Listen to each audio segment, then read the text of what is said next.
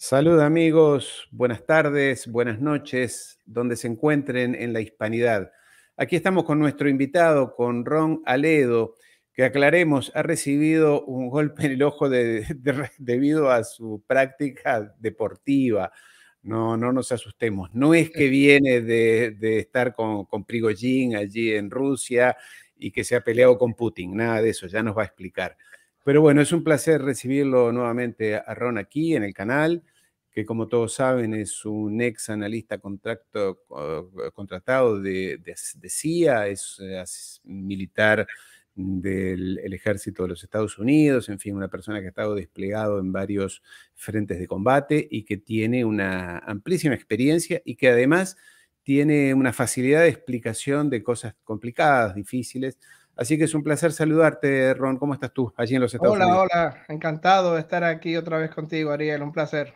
Un placer, claro que sí, es recíproco. Bueno, Ron, vayamos al tema que no era el que teníamos previsto. Nosotros previmos esta charla hace ya unos días, pero la realidad nos ha sobrepasado. ¿Cómo estás viendo tú? ¿Qué sabes tú? ¿Qué analizas tú de lo que ha sucedido allí en Rusia con esta rebelión, esta insubordinación por parte del presidente, director del grupo Wagner, allí en Rusia, y que ha sido duramente criticado por el presidente Putin, que lo consideró una traición a la patria, una puñalada por la espalda, en fin, lo que ya todos sabemos. Pero ¿cómo lo estás viendo tú, Ron? Bueno, pues se vivieron momentos de alta incertidumbre, ¿no? Porque era que realmente era muy poca y muy confusa la situación, era muy complicada la situación.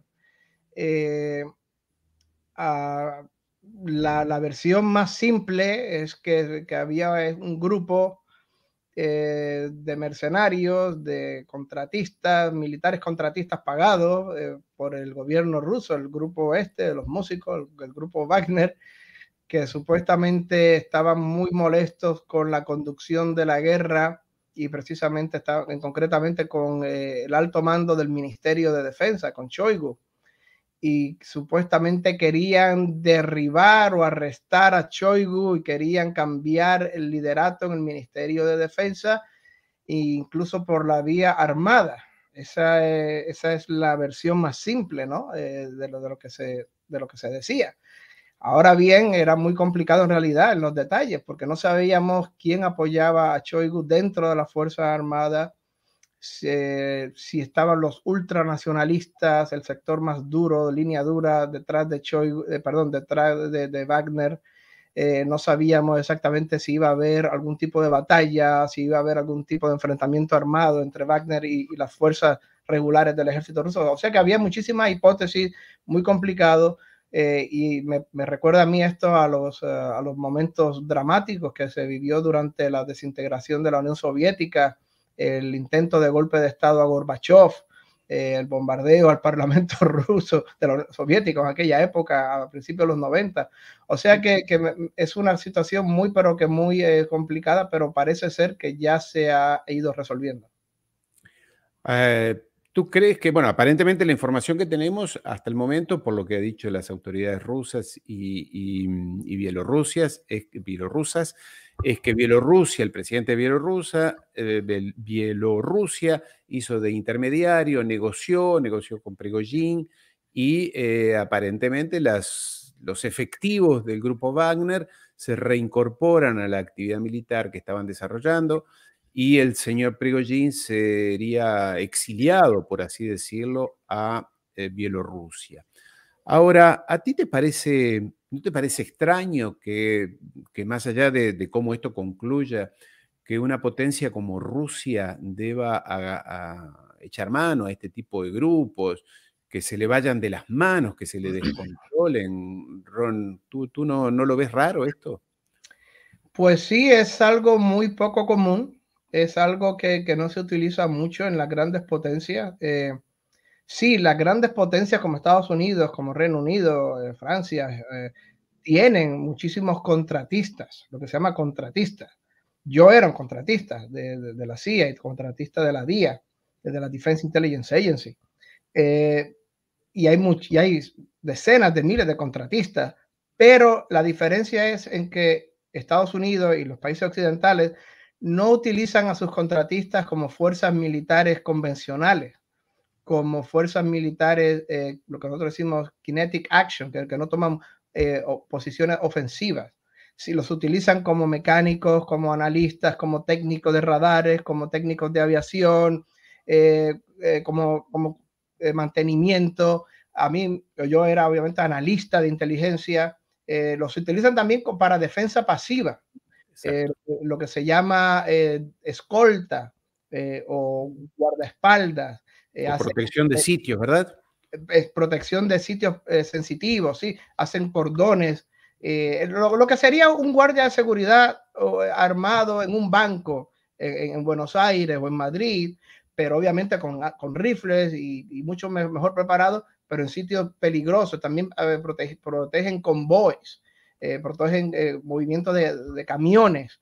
Eso sí, pero esto sí que es lo que hace Rusia con este grupo de Wagner, es que los utiliza como si fuera una brigada más de las Fuerzas Armadas, con tanques, con helicópteros, con armas ofensivas, y lo utiliza como una fuerza más ofensiva regular, armada. Y por eso es que se le llama que son mercenarios. Y es bastante raro, y obviamente lo que es extraordinario es que siendo una fuerza que depende de su existencia, de su permiso de existir y de su paga, depende del Ministerio de Defensa, que quieran rebelarse precisamente contra el Ministerio de Defensa y contra el gobierno. O sea, me parece esto a mí una cosa, habrá que estudiar en el futuro quién estaba realmente detrás, si había otros generales de las Fuerzas Armadas rusas que estaban apoyando a Wagner, si había posiblemente agencias de inteligencia extranjeras que estaban ayudando a Wagner para desestabilizar a Rusia. O sea que habrá que investigar a fondo esto en el futuro, pero parece ser que ya este amago de golpe de Estado o amago de guerra civil o amago de conflicto, de insurrección, parece ser que ya ha terminado aparentemente, por lo que tenemos entendido. Exactamente, sí. Vamos a, en muy pocas palabras, recordar quién es este señor Prigozhin. Este señor no es un militar. Como bien dice Ron, ahora quienes han sido contratados de agencias y se despliegan en zonas de combate, en general, como es el caso de Ron, son ex militares o militares en activo y demás. Esto no es el caso de Prigozhin. Prigozhin es un civil que hizo mucho dinero en los años 90, un oligarca de los años 90, que después de ello, entre otros negocios, decidió montar una fuerza de combate, un ejército propio. Y esto es lo raro de este señor porque efectivamente comía de esa mano del Ministerio de Defensa y decide rebelarse. Él en ningún momento puso que estuviera rebelándose contra Putin o contra el Estado ruso o contra las instituciones y demás. Él dijo que quería efectivamente sacar a quien sigue siendo el ministro de Defensa, Shoigu, que es el que está abajo a la derecha. Los otros son personas importantes, el expresidente Medvedev, el asesor especial de Putin, Patrushev. En fin, él fue una rebelión que es difícil de entender, Ron, porque uno podrá pensar que el ejército ruso tendrá muchas dificultades, pero pensar que alguien pueda avanzar sobre Moscú, él dice que tiene 20, 25 mil efectivos, parece insólito, ¿no? No sé, se lanzaron todas las especulaciones, Occidente manejó todas las especulaciones, pero parecía insólito que este hombre se lanzara por sí solo, así, aparentemente buscaba dinero, ya hace tiempo que estaba criticando que no le daban el suficiente dinero, el apoyo y demás. ¿Tú crees que pudo haber habido alguna manipulación occidental sobre él? Es una hipótesis, es una hipótesis. Hay varias hipótesis. Hay que recordar que según su carácter, según lo que dice, según lo que los componentes del grupo Wagner, hay que recordar que prácticamente el 80%, 70% de los componentes del grupo Wagner son expresidiarios, personas que han salido de las cárceles, que se le ha prometido la libertad si vuelven a luchar. También hay contratistas privados, ex Spetsnaz, ex militares que ya retirados o que ya han terminado el servicio. Pero según este grupo, según según la misma historia, la trayectoria del líder de Wagner, no demuestran para nada que, que fueran parte de una posición, por decirlo así, liberal, prooccidental. Al contrario, si tenían apoyo, si es que tenían, no lo sabemos, pero si es que tenían apoyo de otros generales y de otras fuerzas dentro de las Fuerzas Armadas, muy posiblemente eran, personas ultranacionalistas, mucho más radicales, por decirlo así, mucho más la línea dura que Putin. Ahora bien, existe la otra hipótesis, como tú mencionas, que posiblemente para desestabilizar a Rusia y para crear esta baja en la moral de las tropas y para crear incertidumbre política, es posible también que haya, que el MI6 más que nada, que el MI6 británico, que son los que están más hasta el cuello metidos en Rusia y metidos en todo lo que pasa en Europa, posiblemente ellos estaban detrás de incitando o pagándole o prometiéndole, sabrá Dios qué cosa, al líder de Wagner, para que precisamente echar adelante estos planes. Es una hipótesis, por eso te digo, es muy confuso lo que tenemos hasta ahora, no sabemos las razones profundas y las razones reales. A esa habrá que verla y habrá que investigarla en los próximos meses y habrá que ver que la investigación, que estoy seguro que el FBI es como parecido a lo que es el FBI en Estados Unidos, es la Fuerza de Seguridad de Inteligencia Interna de Rusia, termina su investigación y nos diga precisamente cuáles son las motivaciones y qué actores secretos que no podemos ver a simple vista estaban detrás de este movimiento. Ron, es interesante lo que dices tú del MI6, de los servicios de inteligencia británicos exteriores. ¿Por qué siempre que uno analiza, desde la Segunda Guerra Mundial en adelante o desde antes, siempre están los británicos en lo que es las guerras allí en Europa, ya sea instigándolas, manipulando? ¿Por qué sientes tú que están siempre los británicos y que en general, mira tú, se le adjudica a los Estados Unidos, a la CIA y demás, un rol que muchas veces no lo tiene y que es más bien, son más bien los británicos los que están? ¿Por qué esta obsesión de los británicos con Europa? Bueno, puedo especular Sí, sí, un especulemos, poco, ¿no? especulemos. Pero realmente me parece a mí que el Reino Unido, su posición como una potencia, ¿no? Aunque ahora está relegada económicamente por Alemania, es secundona de Alemania, pero su potencia que durante mucho tiempo ha tenido como potencia militar se debe más que nada a su capacidad naval, a ser número uno dentro de las marinas de guerra europeas y a su capacidad de espionaje de sus servicios de inteligencia, el MI5, que hace inteligencia interna dentro del Reino Unido, y el MI6, que hace la inteligencia externa. Y me parece que la gran prioridad del MI6 desde la Guerra Fría y desde antes ha sido Europa.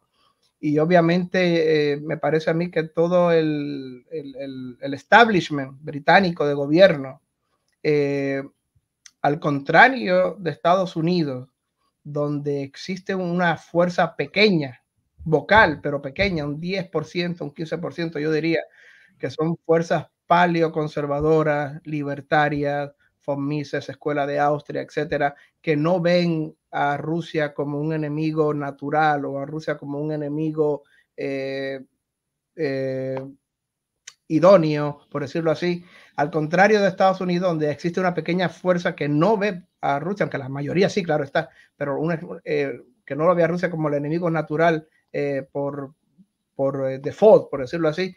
Me parece a mí que todo el establishment de la inteligencia británica, del gobierno británico y del ejército británico, de las Fuerzas Armadas británicas, siguen teniendo la mentalidad de la Guerra Fría, siguen teniendo lo que nosotros llamamos la mentalidad neocona globalista de la Guerra Fría, Hawk, de halcón, de que no ven una diferencia, entre la Unión Soviética comunista y la Rusia hoy día postsoviética. Siguen creyendo que hay una continuidad sin interrupción entre un país y el otro, que es la misma cosa. Hace poco un periodista famoso de la BBC le preguntó a Orbán que por qué era neutral Hungría en esta guerra entre Rusia y Ucrania, cuando Rusia atacó en el 56 a Hungría y Rusia invadió Hungría y masacró a montones de húngaros. Orbán no le contestó como debió haberle contestado. Dijo, no, bueno, es que yo creo que Ucrania no tiene una posibilidad real de ganar. Pero yo vi a otros analistas diciéndole que Orbán perdió ahí una gran oportunidad para decirle a ese periodista de la BBC, cuando digo ese periodista de la BBC, me refiero, es representativo de todo el establishment británico, del MI6, del ejército británico, de la marina británica, del gobierno británico. Perdió Orbán una oportunidad para decirle a ese periodista de la MI6, perdón, Rusia no nos atacó ni nos invadió en 1956. Eso fue la Unión Soviética, eso fue otro país que ya no existe, con una ideología fundamental del Estado que es completamente diferente a la que tiene Rusia hoy día. Son dos países diferentes, apple and oranges, manzana y naranja. Perdió una oportunidad ahí Orbán para explicarle, para iluminar, por decirlo así, a este periodista de la BBC, pero me parece a mí que el Reino Unido, sus fundamentos de poder y de influencia en Europa, pues obviamente son su marina de guerra, su ejército, sus armas nucleares, su asiento permanente en el Consejo de Seguridad de las Naciones Unidas, pero también su mecanismo de espionaje. El MI6 ha sido muy efectivo y sigue siendo efectivo. Me parece que la prioridad del MI6 hoy día es desestabilizar a Rusia. Y la propaganda que hace el MI6 contra Rusia es gigantesca, es enorme y muy efectiva. De hecho, muchos jefes del MI6 de ahora y antiguos llevan diciendo por ahí meses que Putin ya ha muerto, que anda por ahí es el doble de Putin, un actor, y gente se lo cree. O sea que esto es un ejemplo nada más de cómo el MI6 tiene la propaganda, la inteligencia y los medios para intentar por lo menos desestabilizar a Rusia. Me parece que es una hipótesis que hay que investigar si fue el MI6 quien estuvo detrás de este intento de insurrección del grupo Wagner. Es que es altamente probable. Como tú decías, la incógnita es saber si tenía apoyo político. La sensación que da es que no tendría apoyo político, y la información que estamos manejando es que no habría tenido Wagner o Prigozhin el apoyo político que de alguna manera en un momento se especuló. Ese no lo habría tenido, que más bien Putin debe ser el líder político del mundo que tiene mayor apoyo de su propio pueblo. Dicen que un 75, un 80% de la población rusa lo apoya a Putin, y cosa que no pasa, por ejemplo, con el presidente de los Estados Unidos o Macron en Francia y demás. Ahora, la idea que uno tiene es que de todas maneras fue un desafío hacia la autoridad de Putin, y esto obviamente, tú que has estado desplegado en guerras, sabes que en el momento en que un país está en guerra, que se le arme este problema interno, más allá de que ya haya terminado, no es bueno para la moral, no es bueno para la imagen, no es bueno para la publicidad inclusive, ¿no? Da lugar a muchísimas especulaciones, ¿verdad? Es completamente cierto. Esto da una mala imagen, esto inspira y alegra a los enemigos de Rusia. Por ahí había un meme por ahí pasando por WhatsApp, keep calm and let's wait for a Russian civil war, o for a guerra civil en Rusia. O sea que esto inspira y alegra y ayuda a los enemigos de Rusia, da una mala imagen y obviamente puede herir la moral de las tropas. Ahora bien, de nuevo, hay que esperar a ver qué dice el FSB, hay que esperar a ver la investigación profunda, hay que esperar a ver qué fuentes de información nuevas surgen en las próximas semanas y en los próximos meses, porque realmente si lo hizo solo Wagner, si lo hizo por su cuenta, sin ningún tipo de apoyo político, ni interior ni exterior, pues más locura todavía. Fue una locura pura, ¿no? Una locura. Obviamente, usualmente, normalmente, cuando yo voy a dar un paso, cuando un grupo así, o voy a dar una insurrección armada, un intento de golpe de Estado, o voy a intentar algo, usualmente, normalmente, la persona que está a cargo de ese golpe de Estado o de esa insurrección, usualmente antes de dar el paso definitivo, antes de cruzar el Rubicón, por decirlo así, se asegura que tenga por lo menos una facción dentro del gobierno, dentro de las Fuerzas Armadas regulares o dentro del Parlamento que lo apoye, que le pueda ayudar si está en problemas, o que lo pueda ayudar a formar un tipo de gobierno provisional o un tipo de apoyo político, de apoyo general entre la población, entre las Fuerzas Armadas. O sea que si lo hizo sin el apoyo de la inteligencia exterior, sin el MI6 británico, por ejemplo, y si lo hizo sin apoyo de los ultranacionalistas del Partido Liberal, del fallecido Vladimir Zhirinovsky, o si lo hizo sin apoyo de algún general o generales de línea dura que critican a Putin por débil o por no ser fuerte suficiente con Ucrania, si lo hizo sin ellos, pues más locura todavía. Más locura para Wagner, hacer así un movimiento suicida kamikaze. Totalmente, porque recordemos, y lo acaba de mencionar Ron, que dentro del esquema de poder del Kremlin, Putin no está solo, no es un rey que se levanta una mañana y dice voy a hacer una guerra aquí, voy a matar a aquel. No, es un esquema de poder como cualquier otro país donde tiene contradicciones, sectores más radicalizados hacia la derecha o hacia la izquierda, llamémosle de alguna manera, o hacia más nacionalistas o menos. Y dentro de ese esquema de poder, Putin aparece como el más tibio, hasta el más abierto hacia Occidente. Tiene un sector muy duro, incluso del ex Partido Comunista de allí de Rusia, que dentro de la Duma o dentro del Parlamento lo critican muy duro, algunos generales también, porque dicen que Rusia podría haber terminado esta guerra hace ya mucho tiempo, masacrando a muchísima gente, bombardeando, etcétera, dejando a Ucrania desaparecida del mapa directamente con su capacidad militar, y que sin embargo no lo ha hecho, y que eso ha tenido muchos costos, sobre todo en vidas, para el lado ruso. O sea que lo critican muchas personas, pero aparentemente Putin sigue con todo su poder y respaldo. Ahora, yo quería hacerte una pregunta, Ron, porque tú, como bien lo has dicho, has sido contratista del Ministerio de Defensa, del Pentágono, allí en los Estados Unidos. ¿Qué ha pasado en estos últimos años, digamos estos 20 años, en que grandes países como los Estados Unidos apelan a contratistas externos y no tanto a sus fuerzas regulares? ¿Qué ha cambiado? Bueno, Estados Unidos sí. Por ejemplo, Estados Unidos obviamente tiene miles y miles de contratistas, ¿no?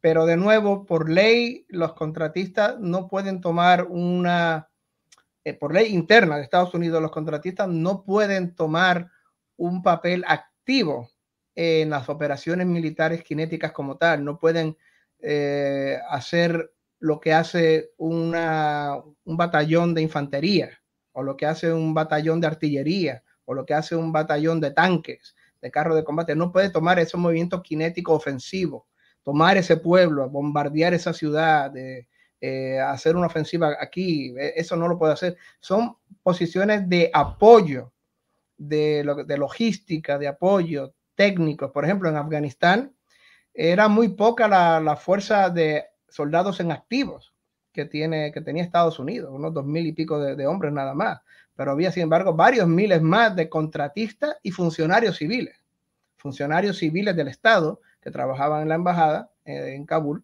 y yo era uno de ellos. Yo trabajé allí como funcionario civil, estuve allí en Kabul un año asesorando a la policía afgana, y también miles más de contratistas que eran quienes de verdad mantenían volando a los helicópteros afganos, que eran los mecánicos de helicópteros, eran los técnicos de los radares, eran los técnicos de los ISR, de los vehículos de observación, eran los técnicos que mantenían toda la electrónica funcionando. Y esto lo hace Estados Unidos por muchas razones. Una razón es simplemente económica. Si hay una guerra aquí que va a durar 2, 3, 4, 5 años o 20 años como la de Afganistán, pues a Estados Unidos, en vez de contratar o en vez de darle empleo a 15,000 personas, darle empleo como funcionarios del Estado, lo que hace simplemente es que contrata por 2 o 3 años o 4 años o 5 años a 15,000 contratistas. Y ya cuando termina esos 4 o 5 años, nos vamos de Afganistán, simplemente los despide, acaba con el contrato. Ya está. Si contrata a 15,000 funcionarios del Estado, como era yo en el Pentágono, que yo estaba en el Estado Mayor, era funcionario del Estado, pues entonces ya es diferente. Ya no los puede simplemente echar cuando se acaba la guerra, tiene que darles otros trabajos, o si los despide les tiene que dar una gran compensación económica, y si se retiran en el futuro tiene que darle la pensión y darle plan Seguro médico, médico y demás. plan dental y plan médico, plan de retiro, etcétera. La otra razón por la que Estados Unidos utiliza muchos contratistas es que los contratistas, las bajas de los contratistas y también en cierto sentido de los funcionarios civiles son invisibles. Una cosa que le interesa muchísimo al público de Estados Unidos, a la opinión pública, a los medios de comunicación de Estados Unidos, son muertos militares. Y cuando se refieren a militares, se refieren a personas que están en activo, que están en uniforme. Eso pues crea muchísimos problemas. A Bush le causó muchísimos problemas. Por ejemplo, la guerra de Irak, cuando decía hemos ganado, victoria, y sin embargo mes tras mes venían a 50 muertos, 20 muertos, 300 heridos, 20 sin piernas, 10 sin ojos, 10 sin más brazos. Eso le causaba un enorme problema de relaciones públicas, y la prensa y el estatuto político se volvía contra él. Ahora bien, en Estados Unidos nadie le presta atención cuántos contratistas han muerto ni cuántos contratistas han sido. Son invisibles. Y también otra cosa que se utiliza mucho, viene el secretario de Defensa, viene el jefe del Estado Mayor Conjunto y viene ante el Congreso y levanta la mano y dice, no tenemos tropas en tal país, bajo juramento. Y es verdad, no está mintiendo. No tenemos tropas en tal país, lo juro. Es verdad, no tienen gente en activo o en uniforme, personas en servicio activo en tal país, pero tal vez tienen 500 contratistas allí.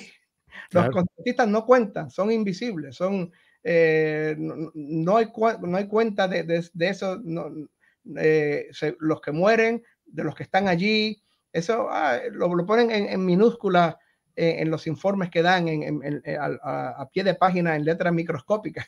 Eso no importa. Lo que le interesa al público de Estados Unidos es cuántos militares en activos tenemos en tal país, cuántos militares en activos mueren en tal país. Los contratistas e incluso los funcionarios civiles del Estado, esos son invisibles, esos no cuentan.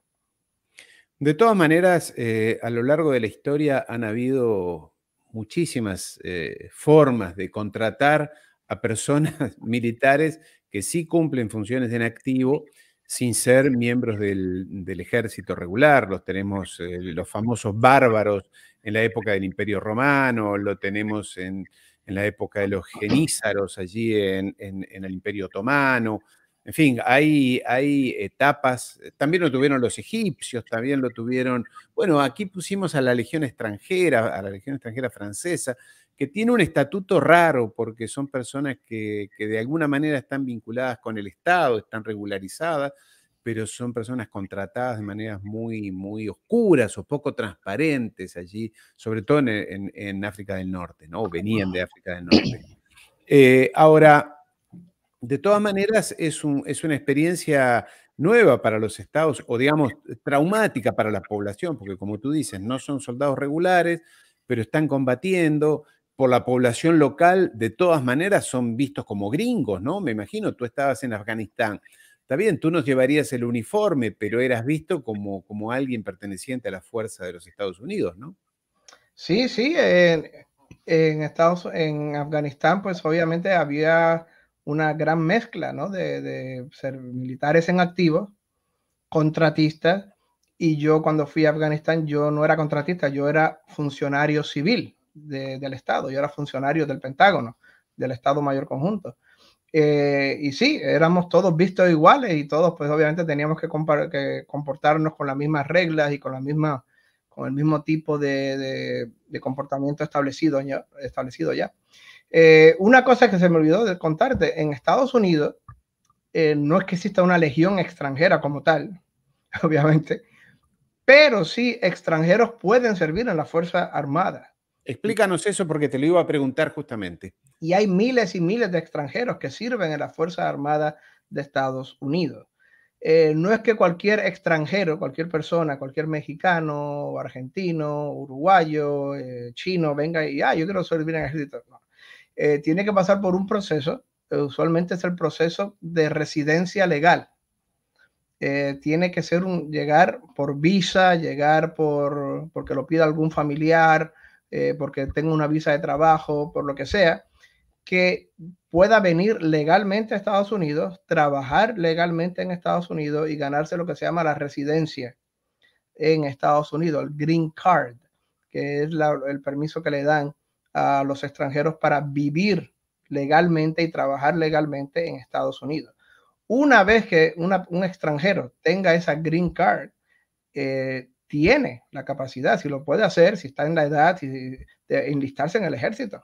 Y hay decenas y decenas de miles de extranjeros hoy día sirviendo en la Fuerza Armada de Estados Unidos que no son ciudadanos de Estados Unidos, no tienen pasaporte, siguen teniendo su pasaporte chino, su pasaporte uruguayo, o mexicano, hondureño, lo que sea. Y sin embargo están en uniforme de Estados Unidos y están como militares, como soldados, no comisionados, claro está, no son oficiales, dentro de las fuerzas de Estados Unidos. Y al contrario, servir en el ejército, creo me parece que son 3 años, o 3 o 4 años, no estoy seguro. Creo que eran 3, creo que son 3. Servir esos 3 años te expedita y te hace mucho más rápido que consiga el pasaporte. La nacionalidad de norteamericana. Estados Unidos, la nacionalidad. O sea que no es una legión de extranjeros como el caso de Francia, pero sí que están repartidos por todas las Fuerzas Armadas, decenas y decenas de miles de personas que son extranjeros que están sirviendo en el ejército, en las Fuerzas Armadas de Estados Unidos. El caso de Wagner obviamente es diferente porque en su gran mayoría son ciudadanos rusos, pero son como tal contratistas que los utiliza, son utilizados como si fueran una brigada más, claro, del ejército convencional ruso, con tanques, con artillería, con armas de ofensivas que toman terreno. O sea que no hay ninguna diferencia objetiva entre lo que hace el Wagner con lo que hace una brigada o más, o 2 brigadas, porque Wagner se supone que eran hasta 60,000 personas en su mejor época, que esos son 2 divisiones, de hecho, o más, haciendo operaciones ofensivas, cinéticas, como nosotros decimos en Estados Unidos. Lo mismo que hacían 2 divisiones, eso mismo lo hacían los Wagner. O sea que eso es una situación bastante extraordinaria. La ventaja para Rusia era que posiblemente, al ser contratistas, hacían un poco lo que hace Estados Unidos, que cuando hay bajas de contratistas, no las menciona, son invisibles. Pues posiblemente lo mismo, no han muerto soldados este día de hoy. Posiblemente murieron 300 de Wagner, pero como no son militares, oficialmente no ha habido bajas militares este día. Eso les conviene. Y también como muchos eran presidiarios, salieron de las cárceles, pues moralmente hablando, sociológicamente hablando, no tienen el mismo valor o la misma estima dentro de la sociedad, de la prensa, que podría tener aquel muchacho, el hijo de 20 años, de universitario, de aquella familia. O sea que es un valor diferente. O sea que yo creo que esas son algunas de las ventajas que el gobierno ruso le ve a tener este grupo de Wagner, especialmente para las misiones muy peligrosas y las misiones muy difíciles en África, que es donde Wagner se ha estado desenvolviendo en los últimos años. Exactamente, eso te iba a comentar. Allí en África ha ocupado, es más, en algunos países los gobiernos le han pedido a Francia que retirara sus fuerzas, creo que fue el caso del Congo, en Malí, toda la zona del Sahel, donde había mucha presencia de las Fuerzas Armadas francesas, sobre todo. Esos gobiernos les han pedido a Francia que retire sus militares y que ese lugar lo ocupe Wagner. Que claro, ahora la realidad es que como les pasó, y mencionaba yo el caso de los otomanos con los genízaros, que también era una fuerza en este caso eran el caso del Imperio Otomano allá por el 1700, era una fuerza de esclavos. Originalmente eran esclavos, que podría ser el caso de los presidiarios que tú mencionas de Wagner, que se convirtieron en una fuerza armada muy próxima al emperador otomano y que terminó en un determinado momento rebelándose y generando un intento de golpe de Estado, lo que provocó que el imperio o el emperador otomano los terminara masacrando. Lo que quiero comentar es lo siguiente: quizás estas fuerzas armadas que son privadas, en torno a una persona, adquieren tanto poder militar, de medios, de dinero, que sobrepasan su imaginación. Creen que son omnipotentes y que se le van de las manos a las estructuras organizativas. Ahora, ¿es necesario que un ejército como el ruso tenga que apelar a este tipo de fuerzas? ¿No te parece raro también, Ron? Bueno, Digo, no me porque parece no que es un sea pequeño, no es un pequeño ejército, ¿no? no me parece que sea necesario y podía tomar otras medidas. Me parece que las va a tomar ahora. Según lo que tengo entendido, va a ser desbandado el grupo Wagner y muchos de sus combatientes, su cúpula, serán retirados de todo cargo de poder. Pigorín, empezando por él, me parece que será exiliado y que no tendrá ningún tipo de poder o ningún tipo de influencia. Pero muchas de las tropas, de las mejores tropas que están en Wagner, pues se integrarán en otras unidades del ejército regular ruso.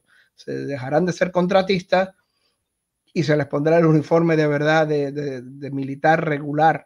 Serán incorporados otra vez en las Fuerzas Armadas regulares normales de Rusia. De nuevo, no es que sea, obviamente no es que sea obligado ni que sea necesario, pero me parece que Rusia le veía algún tipo de beneficio, posiblemente los beneficios que ya te conté, de que si morían los presidiarios, pues no le importaba mucho a casi nadie. Posiblemente eran más económicos que los militares. Recuerda que los conscriptos, que 140.000 me parece al año, conscriptos, no se pueden por ley mandar al frente de batalla, ni posiblemente se podían mandar ni a Siria ni a África. Son restringidos. A esta gente pues obviamente se les paga y van a cualquier sitio, van a los sitios más peligrosos, van a los sitios más aislados, van al Congo, van a donde sea. O sea que algún tipo de beneficio le veían, pero me parece a mí de nuevo que tú tienes toda la razón. Posiblemente Pigorín se volvió loco, Sí, se volvió loco en su poder, se volvió, pensó que era inmortal, que era omnipotente en su posición. Tengo 60.000 hombres a mi mando, puedo hacer lo que me dé la gana en Rusia, puedo criticar a todo el mundo, puedo derribar al ministro de Defensa si me da la gana. Obviamente, una cosa que no se refleja en la realidad, porque yo no le veo. Si hubiera llegado si hubiera llegado lo peor, en el peor escenario posible, y de verdad hubiera habido enfrentamientos, Wagner, y me parece a mí que iba a ser exterminada. La Fuerza Aérea Rusa, los misiles, algún misil estratégico para acabar con Pigorín, precisamente, personalmente con él, inmediatamente. Me parece que eso era lo que iba a pasar, que ellos nunca iban a poder tomar Moscú, menos aún si lo hacía él individualmente, sin tener el apoyo de los generales, de algunos generales o de algunas divisiones, de algunos jefes de divisiones ultranacionalistas. Pero sí, de verdad, parece aquí que cometió un gran error Rusia al darle tanto poder y tanta autonomía y tanta independencia al grupo Wagner, porque terminó, aunque hicieron un gran trabajo en Bakhmut, sí, tomaron Bakhmut, sí, le infligieron una gran derrota al ejército ucraniano, claro que sí, pero tanto poder y tanta influencia y tanto dinero, y parece que se le subió la cabeza, por decirlo así, y parece que al final fue un error estratégico darle tanto poder al grupo Wagner. Te quiero hacer una pregunta referida a la realidad más bien norteamericana. Hay un tema que habitualmente surge en este tipo de directos míos y de otras personas, que aparece como debate. Y me gustaría tu opinión. Obviamente que no, dado que es importante, tú vas a hablar de tu país y no está bien que uno hable mal de su país, pero la sensación que muchas personas tienen van de un extremo al otro. Van de la versión Hollywood del ejército y el poderío de los Estados Unidos, el poderío militar, Top Gun, podemos hacer cualquier cosa, podemos destruir cualquier cosa, somos los más grandes, los más poderosos y demás. Y por otro lado están otros que dicen, bueno, pero en Afganistán no pudieron controlar a un grupo importante, a una población pobre que tenía allí unos Kalashnikov y se tuvieron que retirar. ¿Qué sensación tienes tú? Y una vez más, no te pido un análisis ¿cómo decir?, contradictorio con lo que es tu país, con lo que es tu patria, pero un análisis más sociológico. ¿Cómo verías tú esa dicotomía? Bueno, sí, Estados Unidos obviamente pues me parece a mí que hizo un gran trabajo Estados Unidos durante la Guerra Fría. Yo, como anticomunista que soy, me parece a mí que Estados Unidos sí hizo su misión, lo que tenía que hacer durante la Guerra Fría. En la Guerra Fría se enfrentaba por igual a una superpotencia nuclear que era la Unión Soviética. La CIA se enfrentaba a la KGB. Era una guerra proxy, una guerra por intermediario en todo el mundo, ¿no? Donde todo el mundo era el tablero de ajedrez, desde Vietnam, Afganistán, también en los 80, a Hispanoamérica. Estaba el modelo de que la Unión Soviética y Cuba ayudaban a tal guerrilla y Estados Unidos y la CIA ayudaban a tal gobierno. Y era una guerra proxy en El Salvador y en Nicaragua y el mismo Chile, con el golpe de Estado contra Allende. O sea que era una guerra proxy, era un tablero de ajedrez, y me parece a mí que Estados Unidos hizo lo que tenía que hacer. Fue una guerra fría que ganó finalmente Estados Unidos y que ganó Reagan más que nada, que ganó, que concluyó Bush 1. Me parece que hizo lo que tenía que hacer. ¿Qué pasó? Que con el derrumbe de la Unión Soviética, con la Unión Soviética se deshizo, la Unión Soviética se rompió en muchos países. Rusia, la Federación Rusa, que nació del debacle de los 90, era un país en caos, un país, por decirlo así, literalmente hambriento, literalmente con unas infraestructuras económicas extraordinariamente debilitadas, con unos oligarcas que se estaban robando los recursos naturales de Rusia y exponiéndolos, con un presidente muy inepto como Yeltsin. Me parece que Estados Unidos, en vez de tomar una posición conciliadora hacia su derrotado rival, tomó una posición triunfalista, y desde entonces dejó, bueno, somos la única superpotencia del mundo, Rusia está en ruina, Yeltsin es un inepto, las fuerzas militares rusas no son lo que era, la Unión Soviética no existe, hemos ganado y hemos ganado el derecho de hacer lo que nos da la gana en el mundo. Esto es lo que nosotros, lo que muchos analistas llaman el nacimiento de unipolar hangover. Hangover lo podemos traducir al español resaca, guayabo en Colombia, la resaca unipolar, que es embriagados de nuestro propio poder. Y precisamente una vez que terminó la Guerra Fría entre la Unión Soviética y Estados Unidos empezó a hacer un montón de cosas en el mundo geopolítico que sin respetar las leyes internacionales que ellos mismos promovían en su época, o promueven subjetivamente, promueven única y exclusivamente cuando les conviene. Estamos hablando de la invasión de Irak 91, estamos hablando de Irak 2003, estamos hablando del bombardeo de Libia, estamos hablando del bombardeo de Serbia, estamos hablando de expandirse hacia el este en Europa. Es muy interesante, en el año 96, hay muchos escritos que dicen que en el año 96 la Casa Blanca de Clinton estaba indecisa, no sabían qué hacer. ¿Expandimos la OTAN? ¿Expandimos NATO hacia el este? ¿O nos mantenemos a la raya? Y había un argumento de parte y parte, y había de diferentes argumentos. Y sin embargo,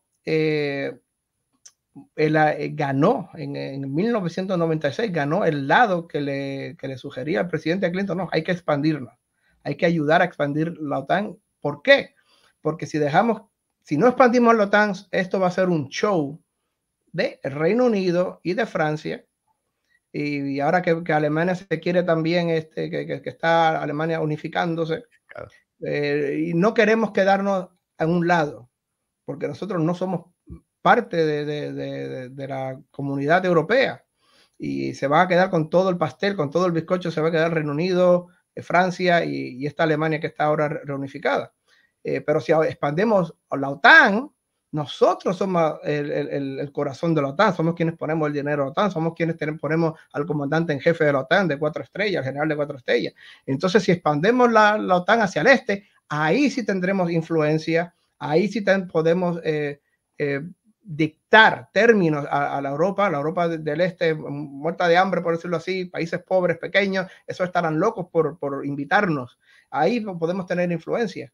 Y también le dijeron a Clinton en el 96, oye, mira, aquí hay en Estados Unidos hay muchos lituano-americanos, mucho húngaro-americano, mucho polaco-americano, y una manera de asegurarnos que le vas a ganar las elecciones a Bob Dole es con la expansión de la OTAN. Si hace la expansión de la OTAN, eso nos asegurará votos preciosos para ganarle a Bob Dole. Sí. Y en el 96, Clinton decidió, el presidente Bill Clinton, mira, vamos a expandir la OTAN.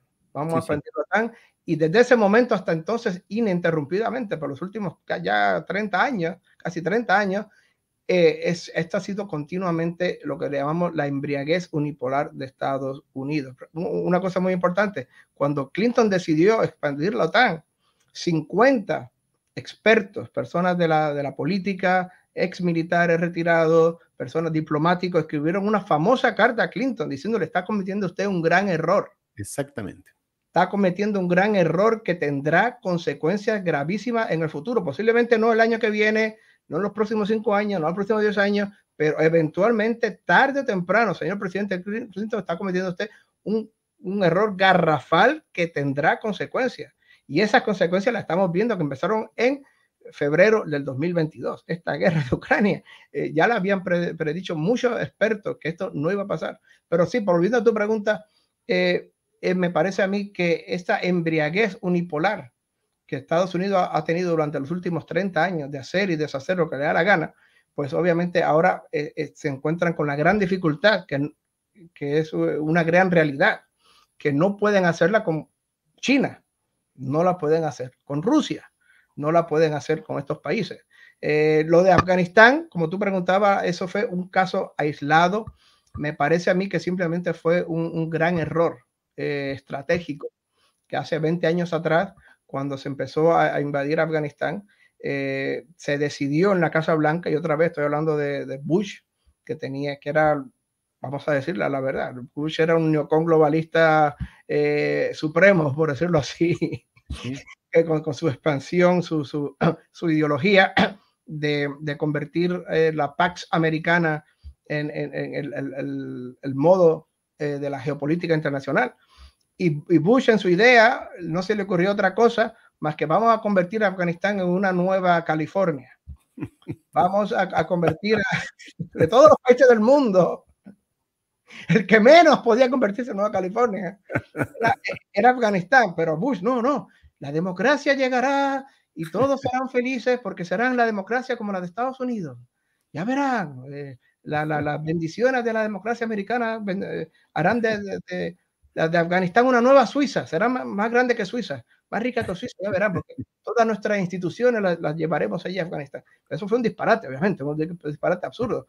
Y en un país donde casi todo el mundo es analfabeto, donde la única educación que los pashtuns del sur tienen es el Corán oral, que ni siquiera lo leen. En un país donde realmente muy poca gente se ha montado en un coche en su vida, casi nadie en un avión. En un país completamente rudimentario donde ven a los extranjeros como invasores, desde los británicos hasta los soviéticos. Era imposible. Un país donde obviamente la religión chiita, perdón, la religión sunita más radical es la dominante, con una estricta evaluación de fundamentalista de la religión, pero obviamente era absurdo. Pero ese fue el gran error fundamental que cometió Estados Unidos en Afganistán, tratar de hacer una nueva California o un nuevo Connecticut de Afganistán, y obviamente una cosa imposible. Ahora, dime una cosa, Ron, ¿por qué hay espíritu belicista en el pueblo norteamericano?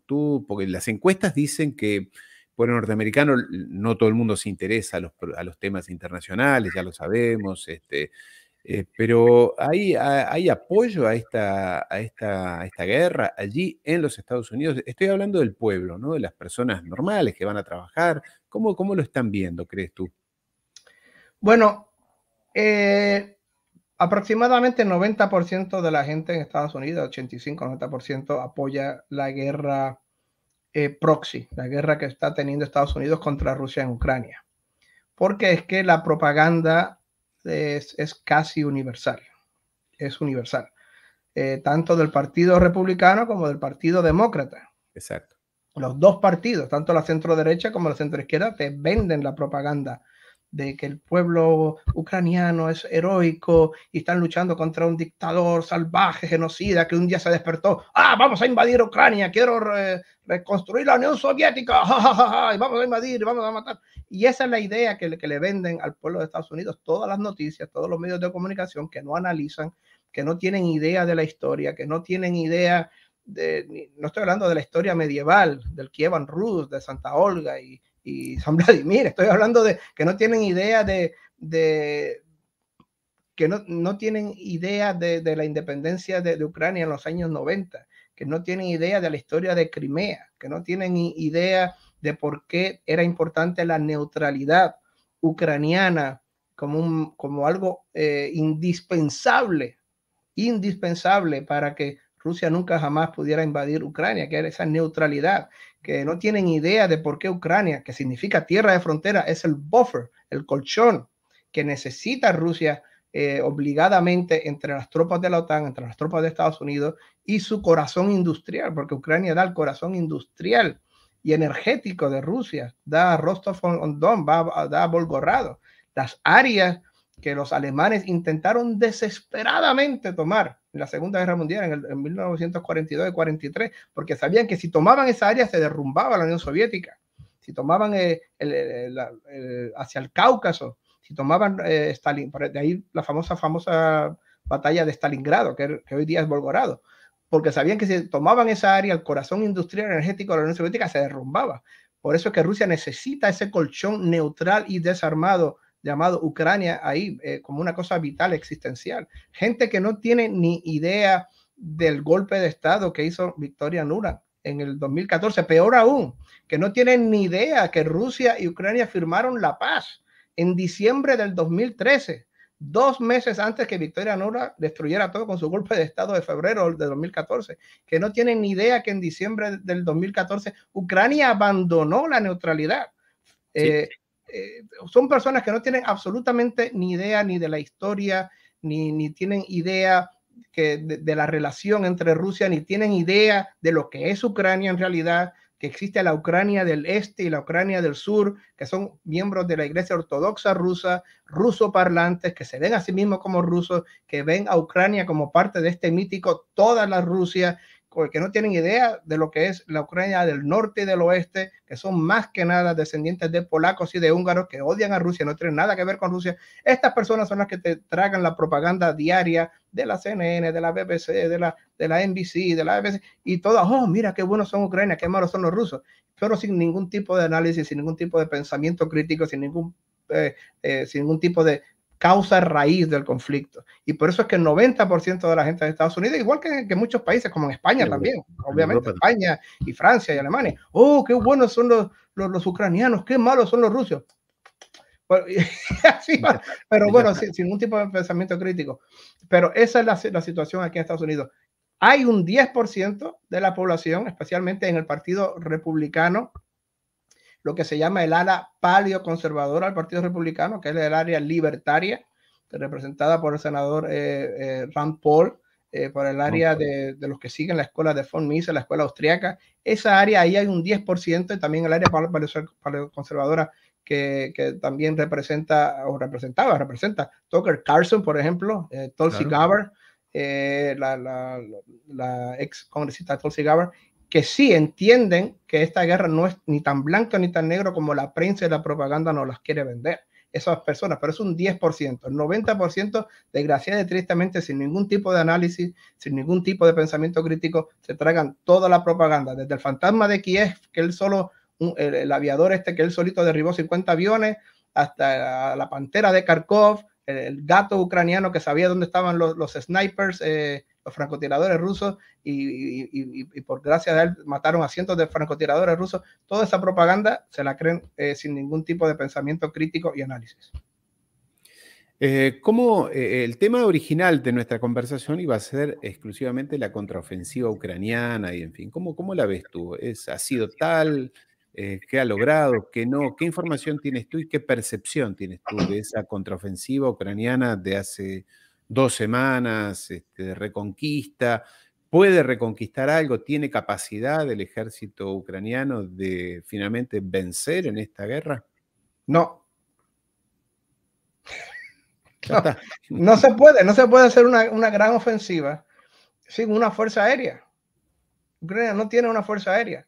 Todos los vehículos, el 90-95% de los vehículos que tenía Ucrania, de los tanques que tenía Ucrania cuando empezó la guerra, han sido destruidos. Lo que tiene ahora son nuevos vehículos completamente nuevos que ha regalado Estados Unidos y los países europeos, Alemania, Reino Unido. Es un Frankenstein de ejército, porque no solamente los vehículos, también recuerden, cada vehículo necesita diferentes municiones, cada vehículo necesita diferente mantenimiento, diferentes piezas de repuesto y diferentes depot maintenance, como le llamamos, y diferentes tipos para sincronizarse de electrónica. Es una cosa Frankenstein, realmente. Y los rusos ya llevaban meses y meses y meses, no solamente aumentando el número de tropas, sino también aumentando las fortificaciones. Ya llevan 2 semanas y media de ofensiva y ni siquiera hasta el día de hoy, el 24 de junio, ni siquiera han llegado a la primera línea de defensa. Y en algunos casos Rusia tiene 3 líneas de defensa y en algunos casos 4 líneas de defensa en toda esa área que están tratando de tomar los ucranianos en el sur de Ucrania. Y ni siquiera han llegado ni a la primera. Al contrario, el coronel Douglas McGregor dice que ya llevan mucho más de 7,000 bajas los ucranianos, con decenas y decenas de vehículos destruidos, varios Leopard alemanes que han sido destruidos. Y hay que recordar que está utilizando Rusia toda su fuerza aérea, está utilizando aviones, está utilizando helicópteros. Y los helicópteros están disparando desde posiciones defensivas, 8, 9 kilómetros alejados del frente. Están disparando sus misiles 8 o 9 kilómetros fuera del alcance de las fuerzas antiaéreas ucranianas, y están destruyendo los tanques y los vehículos ucranianos a 8 o 9 kilómetros del frente. La artillería rusa es 5-1, la ventaja que tienen. Están completamente en trincheras súper fortificadas los rusos. Los rusos acaban de los últimos meses han lanzado 2 satélites al espacio. Esos 2 satélites les permite ver casi en tiempo real todos los movimientos de las tropas ucranianas. Es una gran ventaja que no tenía Rusia hace 6 meses atrás, ahora sí tiene esos satélites que espían desde el espacio. Están utilizando métodos electrónicos para destruir las señales de los misiles ucranianos. Para los HIMARS, por ejemplo, que no sean tan certeros cuando les disparan con HIMARS de Estados Unidos, están jamming de GPS, están dañando la señal que los conduce, que es lo que los guía. O sea que estamos viendo un gran desastre realmente de esta ofensiva.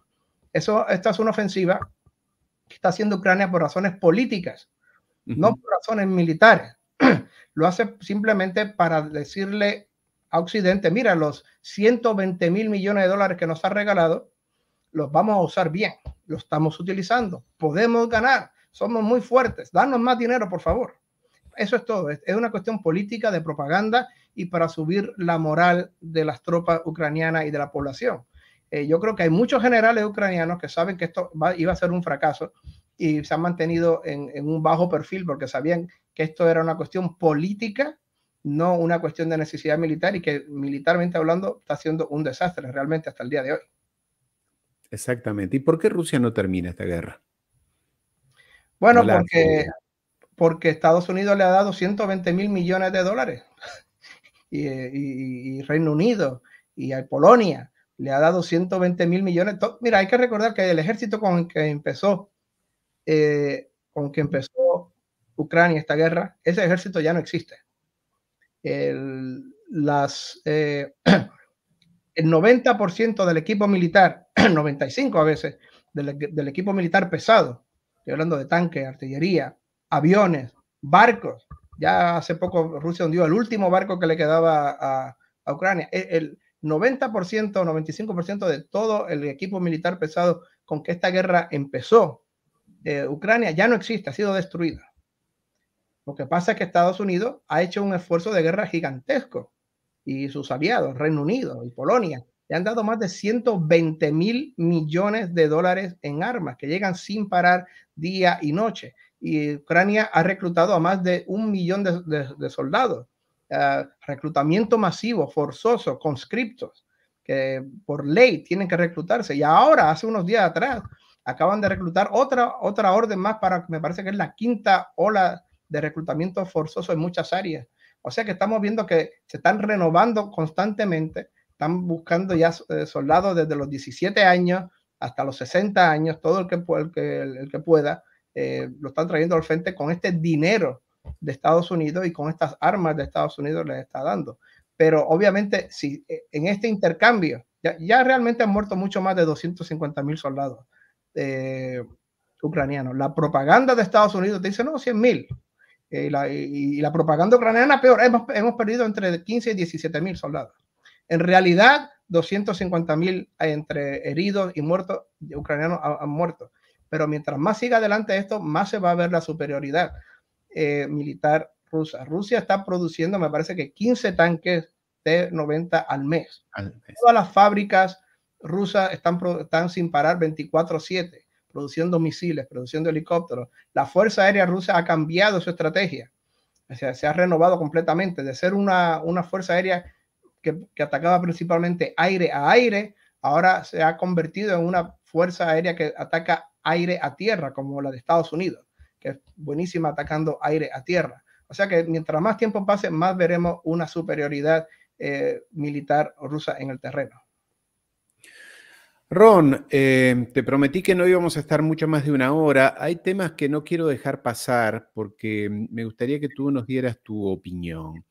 Y es lo que ha dicho, y vuelvo a los Estados Unidos, dejo el tema de Rusia, lo que ha dicho el hijo del de quien fuera senador y ministro de Justicia de los Estados Unidos, Bob Kennedy, que ha dicho su hijo que la que mató a su papá fue la CIA. Yo acá no te pido indiscreciones, no te pido información clasificada, es tu país y tú debes respetar a tu patria. Pero ¿qué sensación te dio, dado que este señor lo ha dicho públicamente, es candidato a presidente de los Estados Unidos, es el hijo, como digo, de aquel senador asesinado en el año 68, el hermano de John Kennedy? ¿No te parece muy impactante que este señor diga el que mató a mi papá fue la CIA? Es muy impactante, sí.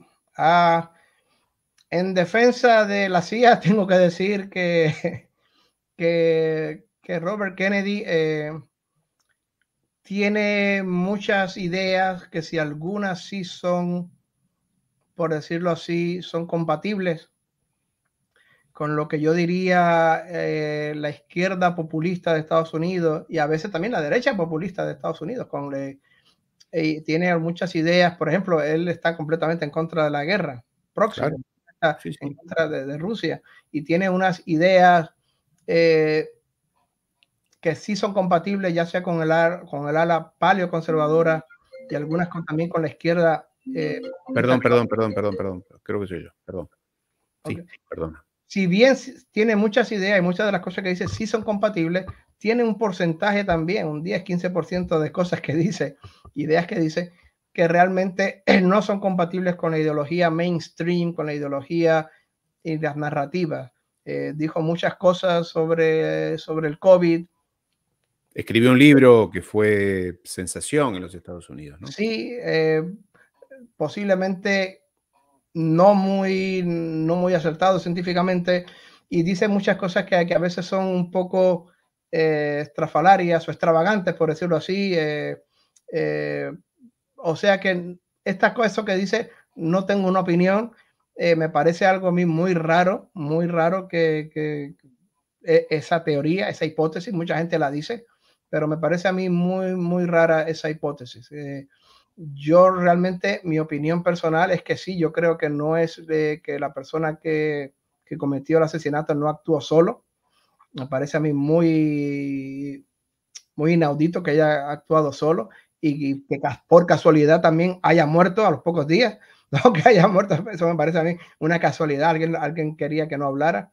Pero me parece a mí que la CIA como tal, me parece que que no fue el culpable. Me parece que ahí se equivoca Robert Kennedy Jr. Me parece que posiblemente algún otro agencia de inteligencia extranjera, estoy hablando yo de una hipótesis, simplemente estoy especulando aquí, Sí, sí, pero claro. a mí que posiblemente una agencia extranjera de inteligencia tiene más probabilidad que esa hipótesis que dice él. Bien. Para ir cerrando, te quiero preguntar, se conmemoran 10 años de que Edward Snowden, el ex contratista también de la Agencia de Seguridad Nacional de Seguridad, adoptara la nacionalidad rusa allí. ¿Todo esto a ti te inspira algo? Este señor que hizo, bueno, como tantos otros, como Julian Assange y demás, ¿te parece que tiene, por qué tanto ensañamiento por parte de las autoridades norteamericanas contra estas personas, que en el caso de Snowden fue el que reveló el entramado, la red mundial de espionaje tecnológico, electrónico y demás? Y hace 10 años que, como digo, está refugiado, exiliado allí en Rusia. ¿Qué te inspira a ti, Ron? Bueno, tengo que ser un poco aquí abogado del diablo, ¿no? Sí, En el claro, caso, claro. Me en el interesa tu caso, opinión sincera, claro. en el caso de Snowden, eh, la razón principal por la que la justicia americana busca a Snowden fue que no siguió el protocolo legal o adecuado, por decirlo así. Cuando, según se dice, el protocolo adecuado o legal es que cuando una persona, cualquier funcionario de gobierno o contratista, él era contratista, Sí, precisamente, hablando de contratista, él era contratista de la NSA.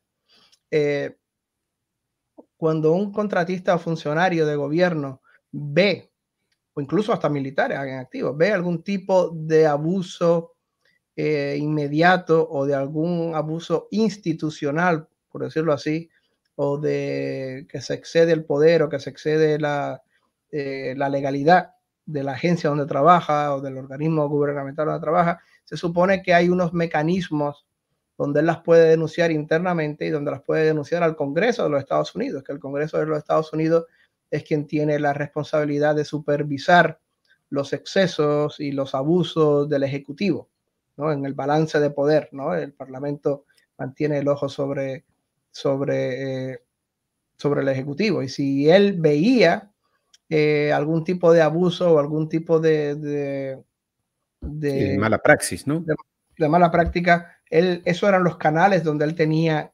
que haberlo denunciado de una manera privada al Congreso de los Estados Unidos, ser lo que se llama un whistleblower, no sé cómo decirlo bien en español, ser el que llama la atención.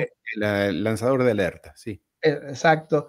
Pero él no decidió tomar esa vía de ir al Congreso en primer lugar. Él decidió simplemente robar, porque lo robó, ¿no? Sí, Robar claro. documentos clasificados y exponerlo a la prensa sin ningún tipo de autorización o permiso del gobierno. Y eso Sí, pues le duele mucho al gobierno de Estados Unidos que alguien haya podido burlarse así de ello y después que no hayan podido arrestarlo porque se fue, me parece que a Hong Hong Kong. Kong y de A ahí Hong a Kong. Rusia.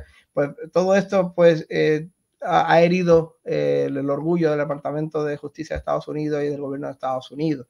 La otra cosa que también tengo que decirla es que no podemos ser ingenuos. Todo el mundo espía a todo el mundo. Eso era lo que te iba a preguntar. Todo el mundo Todo el espía a mundo todo el mundo. espía a todo el mundo. Solo el que no me crea, vaya a la página de internet de la CIA. En la página de internet de la CIA, algo que se llama CIA Library, la librería de la CIA. Sí, Eh, claro. y también vayan a fast.org, FAS.org, esas dos páginas, y van a ver ahí decenas y decenas de documentos que antes eran clasificados, que ahora están declasificados, donde se ve que todo el mundo espía a todo el mundo, donde el espionaje es una cosa internacional, global, que nadie se puede ofender ni sorprender. Oh my God, que tal país espía, tal espía. Es normal. Que si Todo los el mundo espía a todo alemanes el no mundo. se pueden sorprender de que tenían el teléfono intervenido de Angela Merkel. Oh, Claro. no podemos ser ingenuos ni chuparnos el dedo. O sea que esa es otra cosa que Snowden, sí, está bien, lo dijo, pero es que se sabía ya, no, es una cosa que la historia del espionaje, si de nuevo vayan a fas.org, fast.org, y allí podrán ver decenas y decenas y decenas de documentos, de artículos, documentos clasificados que ahora son, que están en la página de internet, los pueden ver. O sea que no era una gran sorpresa al final. Eso de que todo el mundo espía a todo el mundo es una ley universal, y estoy hablando aquí desde Mata Hari, estoy hablando aquí desde la historia de la guerra y la historia de la geopolítica. Ron, ha sido un placer como siempre tenerte en el canal, escucharte con atención, la claridad con la que hablas y lo interesante de tus análisis y la valentía también, porque bueno, tú te debes a tu patria también y a veces no es fácil criticar o levantar argumentos que no son los comúnmente aceptados. Así que agradeciendo también a todos aquellos que se han unido al canal y que han dejado decenas de opiniones refiriéndose a lo que estamos hablando, apoyando, mandándonos su apoyo, solicitarles a todos que se suscriban a este canal, que allí está la dirección, que no solamente basta con mirar, que a veces el simple hecho de dar un like, de suscribirse, de dejar un comentario, ayuda a que podamos trabajar. Lo mismo que les recomiendo el canal de Ron, que es un canal sumamente interesante, que está allí, lo estoy mostrando en pantalla ahora, que se suscriban a su canal, que le dejen comentarios. Allí él habla de temas más específicos, como lo que es su especialidad, y son canales muy valiosos, es un canal muy valioso, recomiendo entonces que se suscriban, que participen. El mundo de hoy, si uno permanece aislado o alejado, otros gobiernan, alguien gobierna. No existe el vacío en la política, y menos en la política internacional o en la geopolítica. Así que, Ron, te dejo que te despidas. Yo, por mi parte, un abrazo como siempre. Espero verte nuevamente en cualquier momento allí por tu patria. Y por mi parte, un saludo y hasta muy pronto. Te dejo, Ron, adelante. Pues nada, muchísimas gracias por la invitación, Ariel, siempre un placer. Se me olvidó la explicación, esto es Jiu-Jitsu. Jiu-Jitsu, sí, varios me lo han Yo, preguntado, yo no quería, el ojo Llevo negro, ¿verdad? 29 años practicando y enseñando jiu-jitsu brasileño y mixed martial arts, y uno de los gajes del oficio es que una vez cada 6 meses, pues alguno de mis estudiantes pues me da bien, aunque siempre gano yo el match. Pero nada, muchísimas gracias por la invitación, muchísimas gracias, un placer, y ya saben, mi canal es Ron Aledo, ex CIA Contractor, Ron Aledo, ex CIA Contractor, y le invito a todos a que se suscriban, y nada, un fuerte abrazo para ti, Ariel, y para todos los que nos escuchan. Un abrazo, amigo, entonces. Hasta muy pronto. Saludos a todos.